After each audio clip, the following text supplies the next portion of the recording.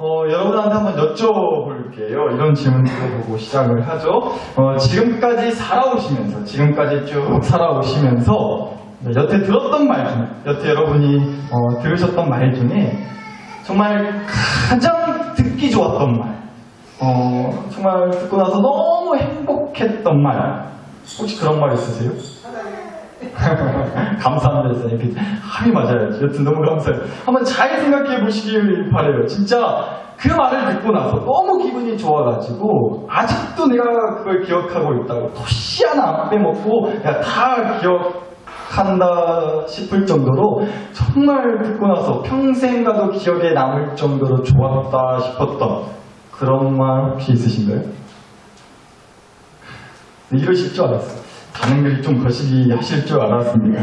뭐 듣기 좋은 말은 개뿔. 차라리 정말 듣고 나서 아주 그냥 후딱지가 나고 기분 잡쳤던 말이 뭐냐고 물어보면 내가 그거는 답해줄 수 있겠다고 하는 표정들이실지도 모르겠는데 안 그래도 그래서 여쭤보려고요. 반대로요.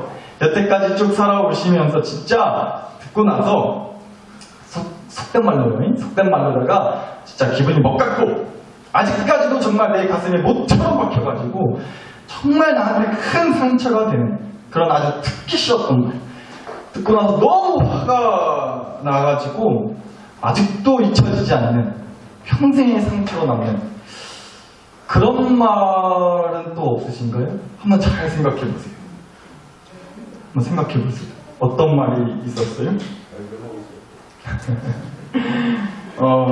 생각만 해도 너무 헛딱지 나실 것 같아서 제가 대신 말씀 드리려고 사실 준비를 했어요. 뭐 이런 말들이지 않을까 싶더라고요. 이런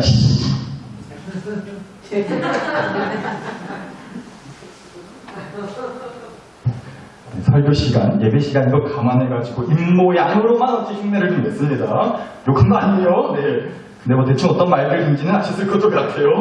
예, 근데 여러분 그런 것 같아요. 어떤 좀 생각이 들었냐면 살면서요 정말 듣고 나서 너무 행복했다, 너무 듣는 것만으로도 기분이 좋았다 싶은 그런 말들은요 막상 떠올려 볼라 치면 잘 생각이 안 난다는 거예요. 그렇지 않으세요? 근데 반대로 듣고 나서 진짜 뭐 이런 사람이 다 있다냐, 아니 어떻게 이런 말을 할 수가 있다냐, 이 인간이 진짜 어라 요령 봐라 싶은 마음이 들 정도로 오늘 너 죽고 나 살자 머리끄댕이 자꾸 한바탕 하고 싶을 정도로 아주 헛딱지나게 하는 그런 말들은 어찌 평생 가도 잊을라 해도 잊어지지 않는 거죠. 잊혀지지 않나요? 지워지지 않는다는 거예요.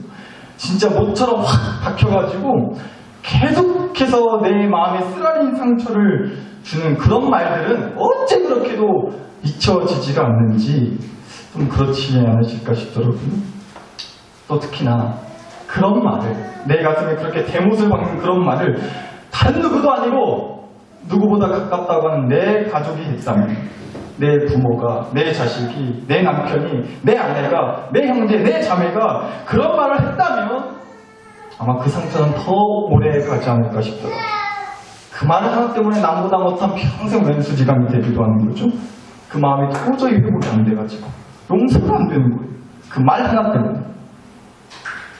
내 사랑하는 사람 계시고요, 여러분. 가정이 달을 맞아가지고 지난주부터 또 가정을 놓고 말씀을 통해 함께 생각해보고 있는데 오늘도 특별히 그래서 내 가족을 떠올리면서 함께 말씀을 나누었으면 싶더라고요. 그런데 하나님께서 어쩌면 좀 생뚱맞다 싶을 수 있는데 오늘 주신 말씀에서 새삼 이런 깨달음을 좀 주셨어요. 거의 수차례 말씀을 드려가지고 아시겠지만서도 짧게 설명을 드리자면 이제 이스라엘 나라가 블레셋이라고 하는 나라랑 전쟁을 하게 됐다는 거예요. 그런데 이 블레셋 나라에는 골리앗이라고 하는 어마무시한 장군이 있었던 거죠. 그래가지고 당시 이스라엘 나라의 왕이었던 사울 왕부터 해가지고 모든 이스라엘 군대가 이제 바짝 쫄아가지고 아무것도 못하고 있는데 다윗이라고 하는 한 열 몇 살밖에 안 되는 소년이 짠 하고 나타나서는요 그 골리앗을 때려 눕히고 죽이게 돼요. 그리고 이제 분위기가 확 이스라엘 쪽으로 기울어가지고 전쟁에서도 이기게 됐다는 거예요. 그리고 그날로 아주 다윗의 인기가 엄청 대단해졌다는 거죠. 오죽하면 말씀에 이런 유행가 노래까지 히트를 쳤다고 말씀에 나와 있어요. 사무엘상 18장 6절과 7절인데요. 다윗이 블레셋 사람을 죽이고 돌아올 때에 여인들이 이스라엘 모든 성읍에서 나와서 노래하며 춤추며 소고와 경태를 가지고 뛰놀며 노래하여 이르되 사울이 죽인 자는 천천히요 다윗은 만만이로다 한지라. 쉽게 말해가지고 이 다윗의 팬클럽이 생겼다는 거예요. 우리 다윗 오빠 오셨다고. 우리 다윗 오빠 오셨다고. 막 너무 좋아가지고 막 춤추고 아주 난리가 났다는 거죠. 노래하면서까지요. 제가 생각을 해봤어요. 요즘으로 치면 워낙 요즘에 트로트가 인기가 많더라고요. 아마 이런 느낌이지 않을까 싶었어요. 사울은 천천, 다윗은 만만, 우리 다윗이 최고라네. 이래봬도 어제 하루 종일 이거 제가 연습한 거예요. 나름 노력한 겁니다. 기억해 보시고. 여튼 이야기가 났다고요. 그리고 이제부터 이렇게 다윗의 인기가 높아지니까 사울 왕이 삐지기 시작해요. 질투가 나는 거죠. 다윗의 인기가 자기보다 훨씬 이제 많아져 버려가지고. 그래서 이제 사울 왕이 다윗을 죽이려 들기 시작했다는 겁니다. 그러자 다윗은 죽어라 이제 도망치는 신세가 돼버렸다는 거예요. 그렇게 다윗이 도망을 치게 되고요. 이제 도망을 치다 노비라고 하는 곳으로 도망을 가게 돼요. 노비라는 곳으로요. 그런데 이 노비라는 곳에 누가 있었냐? 바로 아히멜렉이라고 하는 제사장이 있었다는 거예요.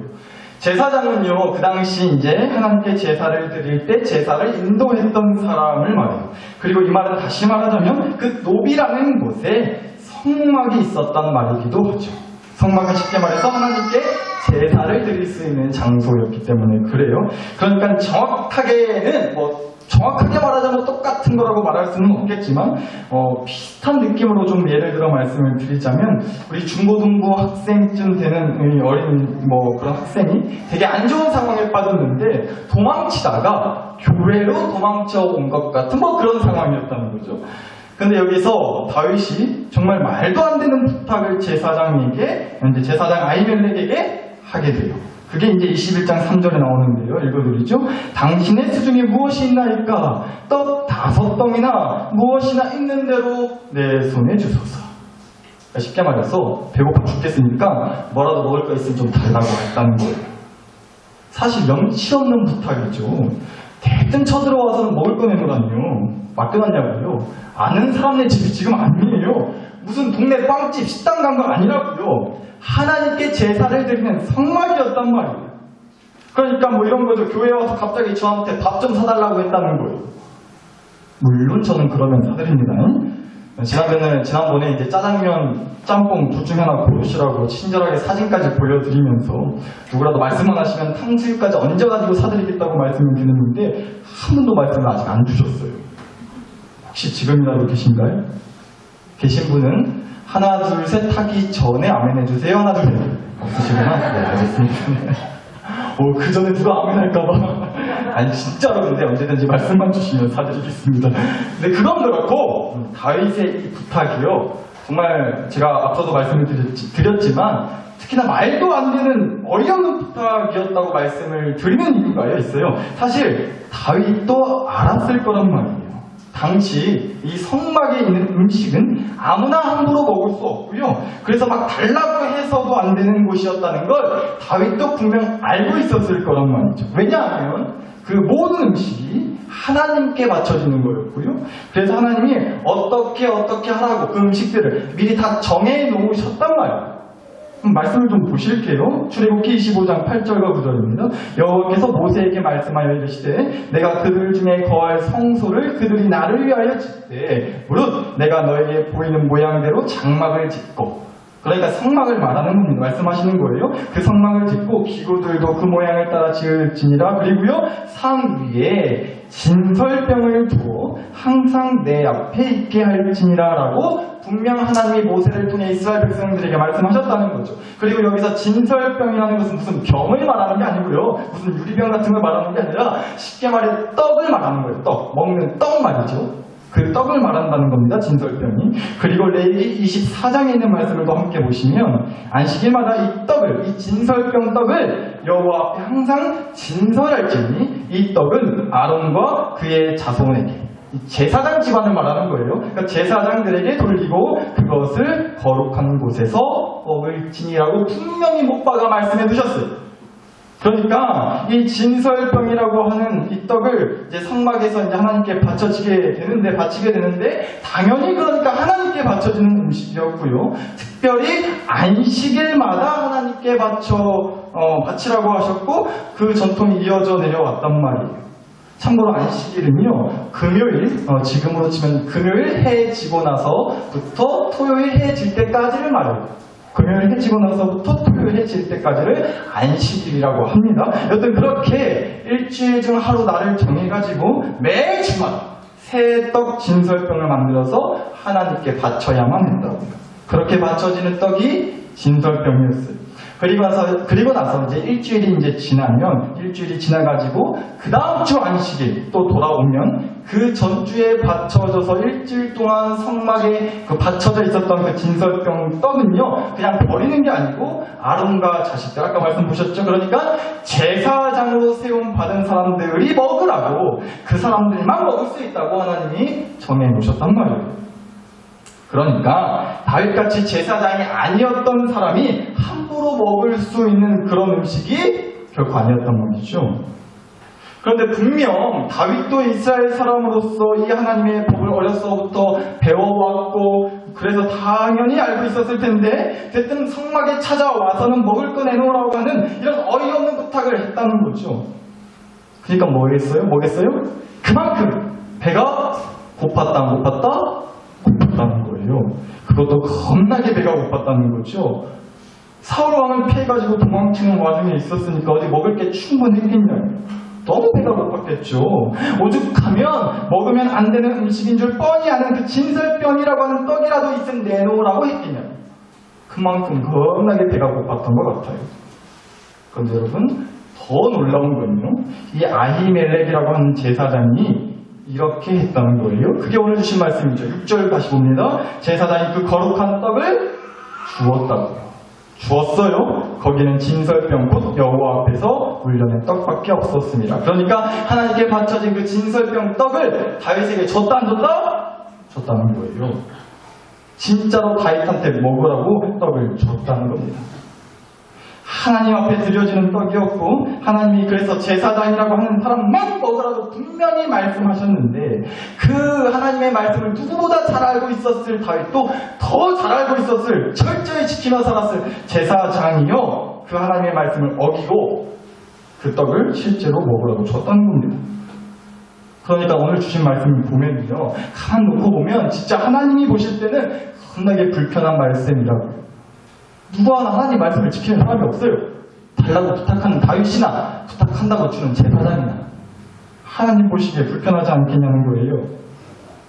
그럼 질문해 봐야겠죠. 도대체 아히멜렉 제사장은 다윗한테 해서는 안 될 그 짓을, 하나님께 바쳐진 떡, 진설병, 오직 먹어도 제사장만 먹으라고 하나님이 말씀하셨던 그 진설병 떡을 어째서 다윗한테 줬냐는 겁니다.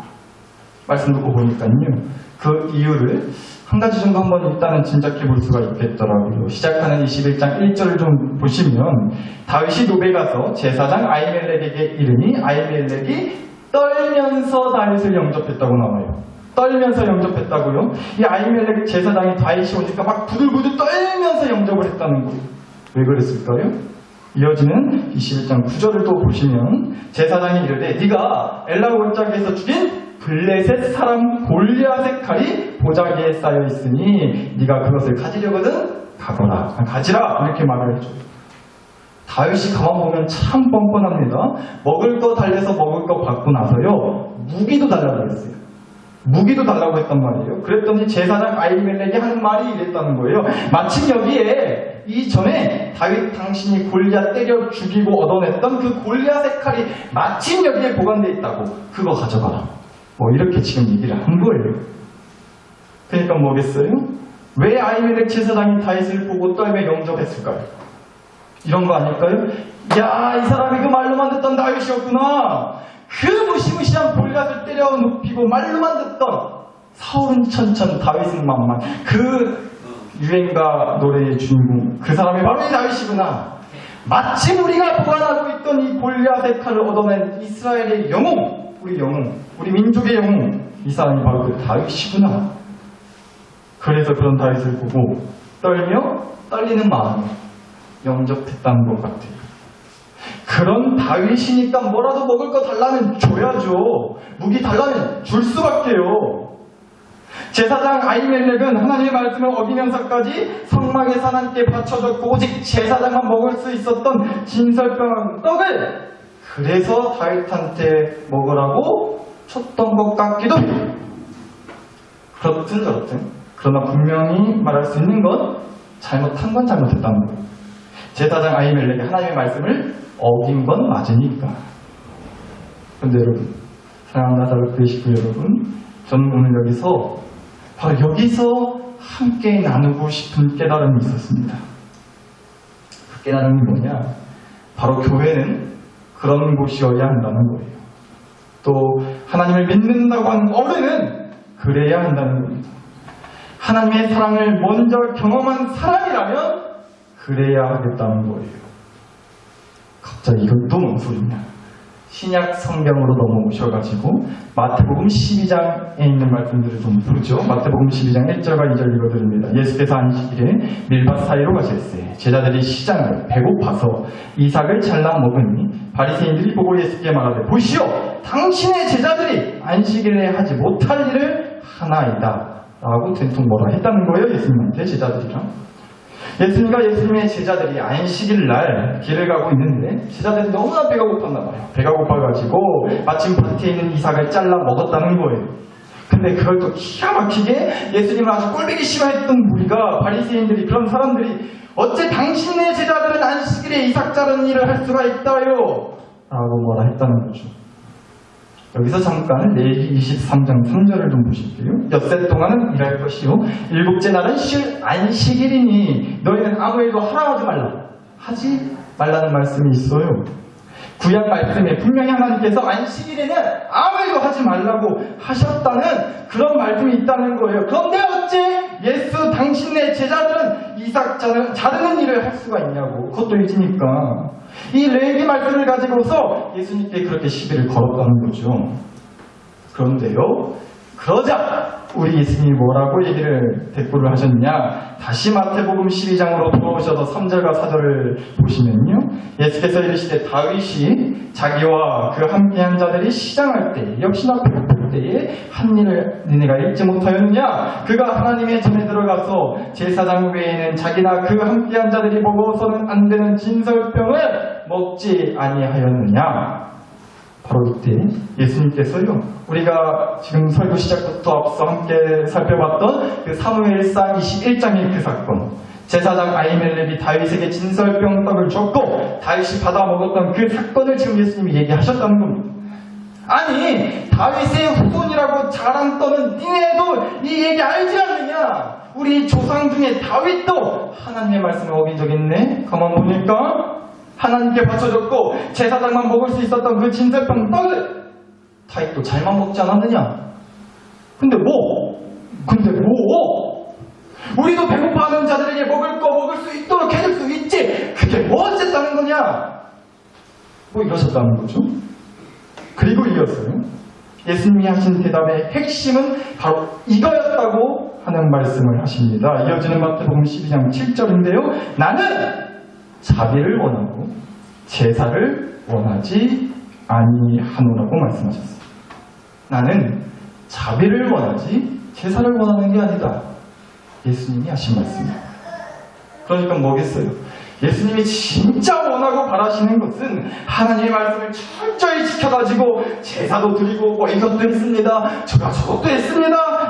이런 것보다도요, 진짜 예수님이 원하고 바라시는 것은, 다시 말해서 우리 하나님께서 진짜 원하고 바라시는 것은 다름 아닌 자비, 이해, 사랑이라는 거예요. 그러니까 제사 안 드려도 된다, 예배 안 드려도 된다, 이거 아니고요. 정말로 예수님이 원하시는 것에 대한 그 핵심은 바로 자비, 이해, 사랑에 있느냐는 거예요. 사실 제사도 자비로운 마음이, 사랑하는 마음이 있어야 드릴 수 있는 거거든요. 그러니까 핵심은 자비에 있다는 겁니다.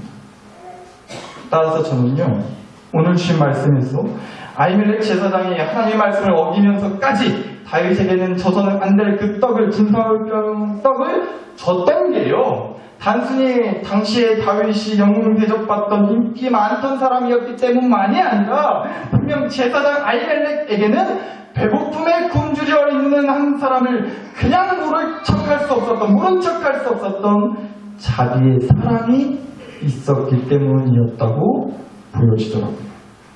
왜냐하면 마태복음 12장 말씀 보셨지만 이 말씀에서 예수님이 마찬가지로 안식일날 일하지 말라는 말씀을 어기면서까지 배고파하는 제자들이 밭에 난 이삭을 잘라 먹는 것 가지고 자비의 사랑에 대한 이야기를 하시면서 굳이 사무엘상 21장 사건의 아히멜렉 제사장의 이야기를 하셨으니까요.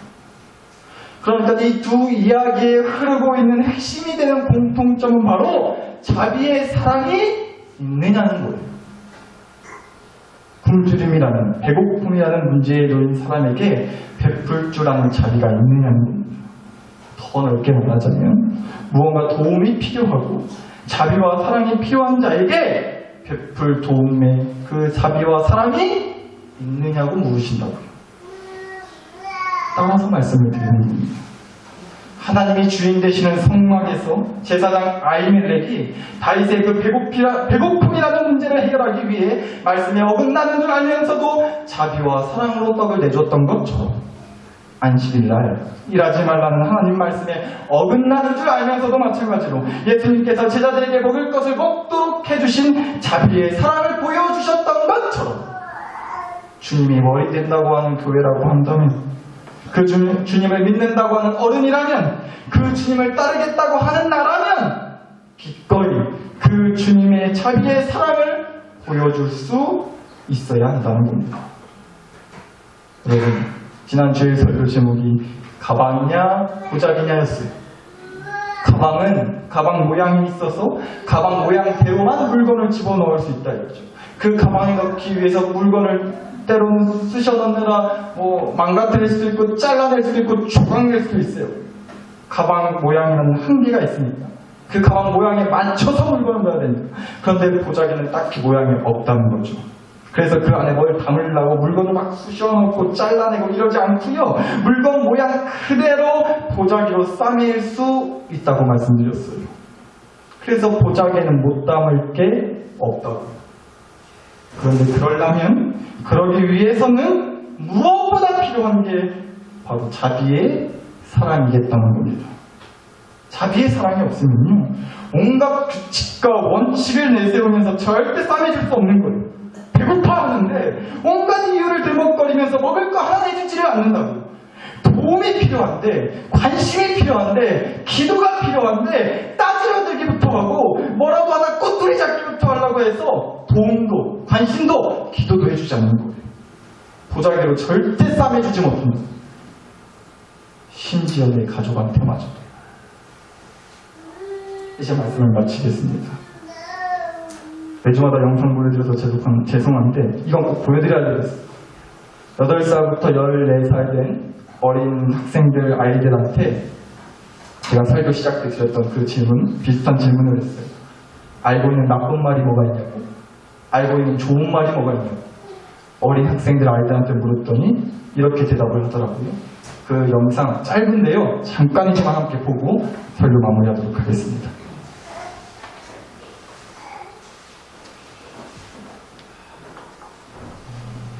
누나는 나쁜 말도 알아? 나쁜 말? 네, 알아요. 어떤 거?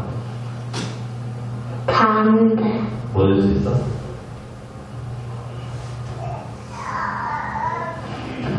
안 말할 거예요. 말 안 했어요. 왜? 하나 말할게요. 말할까요? 쩐다고. 우리 헤어지자랑 나 너 싫어. 자식, 바보, 멍청이. 또 그거밖에 몰라요.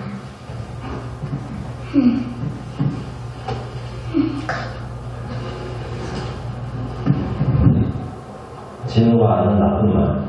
나쁜 말? 아는 말들을 보여줄 수 있어? 지금요? 한번 들려줄 수 있어? 여보세요? 말하면 안 될 것 같은데. 말하면 안 될 것 같은데. 입모양 하나 보여줘, 입모양. 그냥 익명 할 수 있을 것 같아.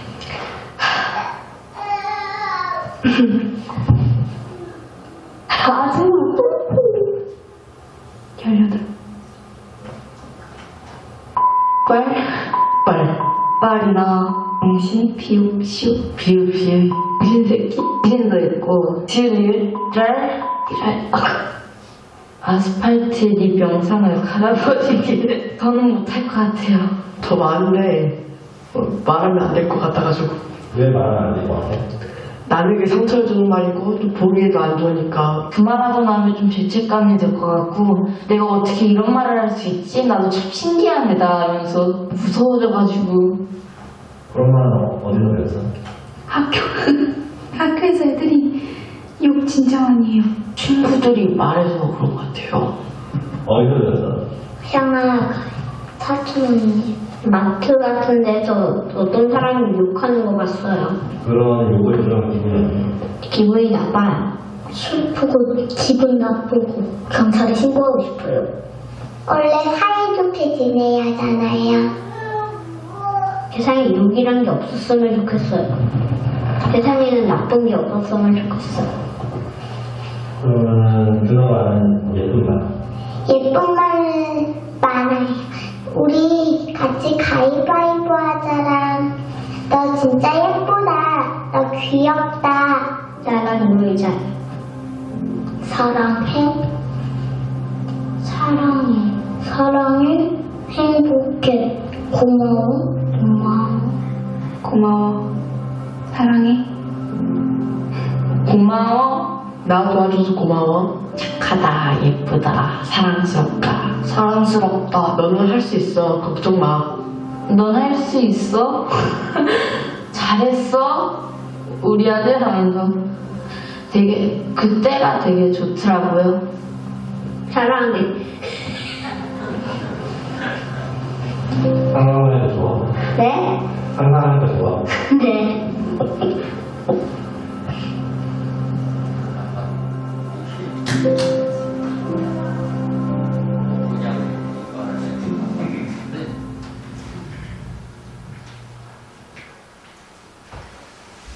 제가 우연히 이 영상을 보고 참 많은 반성도 했고 흐뭇하기도 하고 뭐 그랬습니다.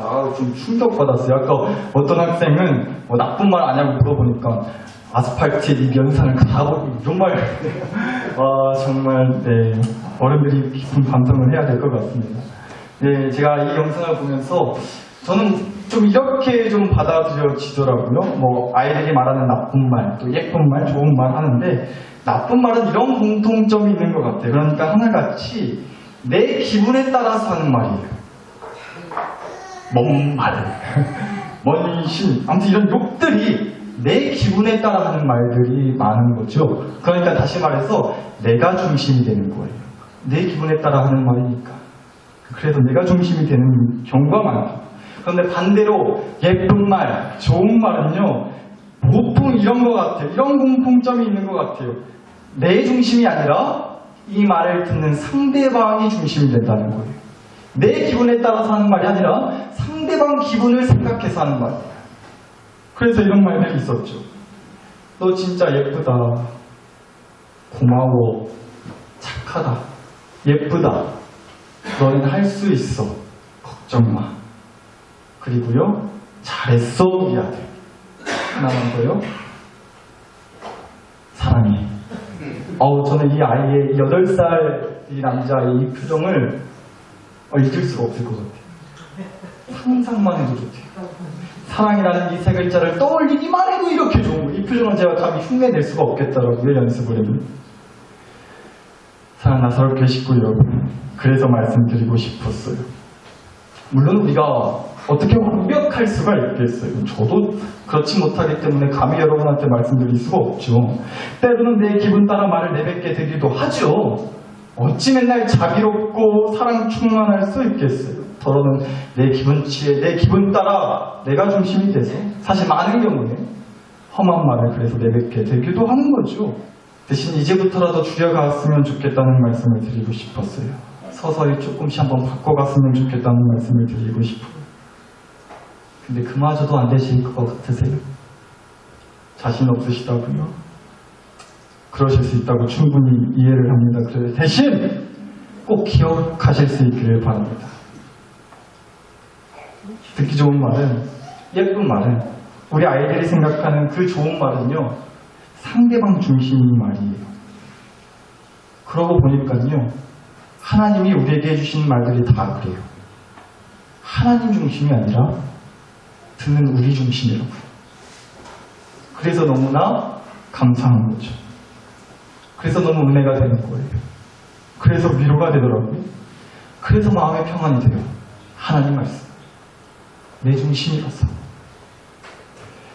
오늘도 한없는 자비의 사랑으로 내게 말씀해 주시기 위해 오늘도 내 생각하시고 내 기분 헤아리셔서 내가 들었을 때 너무나도 마음의 평안과 기쁨을 누릴 수밖에 없는 그 말을 오늘도 우리에게 해주고 계시다. 지은 죄가 많아서, 부끄러운 모습 많아서 도저히 자비의 사랑을 더는 안 주실 것 같은데, 만약 그러신다 하더라도 할 말 없는데, 그럼에도 나를 정말 한없이 자비롭게 사랑하셔서 오늘도 나에게 사랑해. 희태가 내가 너 사랑한다. 희태가 내가 너 사랑해. 그럼 여러분 이름도 걸으신데 하나님의 음성으로 생각하십니다. 여러분의 가슴에 손을 올리시고 여러분의 이름을 넣어서 누구야 사랑해. 저는 희태가 사랑해 할게. 저 따라서 희태가 사랑해 하지 마시고 저 사랑하시는 건 아는데 여러분의 이름을 넣어서 한번 저를 따라 이렇게 해보시겠습니다. 제가 먼저 할게요. 그럼 따라서 해주세요. 희태가 사랑해. 시작. 사랑해라는 말이 좀 낯간지러우실 것 같아요. 오글거리실 것도 같아요. 원래 누가 나 안아주면 그렇게 어색하잖아요. 그런데 여러분, 그 안아주시는 자비의 사랑 하나 내 안에 확실하게 있다면 그 사랑 하나 때문에 힘들어도 우리가 살 수 있게 되는 줄 믿습니다. 이 아이의 표정이 내 표정이 될 수 있다고요. 하나님의 그 사랑이라는 한없는 자비의 마음으로 들려주시는 사랑이라는 한 글자 때문에 그 사랑이라는 말 한마디만 떠올리면 상상만 해도 기분이 좋아 절로 이 표정이 지어지게 될 줄 믿습니다. 사랑이라는 그 말이 내 가슴에 확실히 새겨져 있다면 그래서 말씀드리고 싶은 거예요. 여러분 가족한테 이 한마디 남겨주고 싶지 않으세요?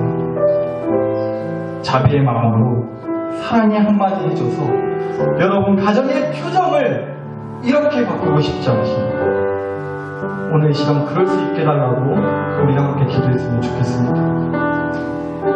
가정의 달을 맞아 거듭 가정을 놓고 말씀을 통해 함께 은혜 나누고 있지만 여전히 가족을 떠올릴 때면 내 안에 분노와 미움과 상처가 가득하다고 하시는 분들이 계실 줄 알아요.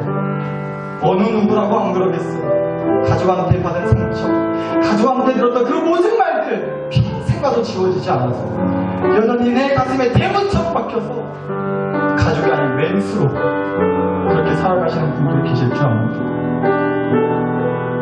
그런데 끊어내야 되지 않겠어요? 어떻게 끊어내요? 노력해도 안 된다니까요. 하나님께 듣는 사랑이라는 한마디를 기억하는 것에서부터만 가능하다고 저는 믿습니다. 그러니까 이 시간 오롯이 여러분 가슴에 무엇보다는요 하나님께서 여러분을 향해 오늘도 자비롭게 말씀해 주시는 그 사랑이라는 한마디 꼭 듣고 가실 수 있게 해달라고 꼭 듣게 해달라고 먼저 기도했으면 좋겠어요. 그리고 그 들은 사랑을 이제 여러분 가정에 가서 그대로 전해주시면 되는 거예요. 그럴 수 있게 해달라고 기도하자. 이 시간 주신 말씀과 은혜를 안고 여러분 자신과 특별히 여러분의 가정을 위해 우리 마음과 함께 기도했으면 좋겠습니다. 우리 마음과 함께 간절히 기도를 드리겠습니다. 기도하시겠습니다.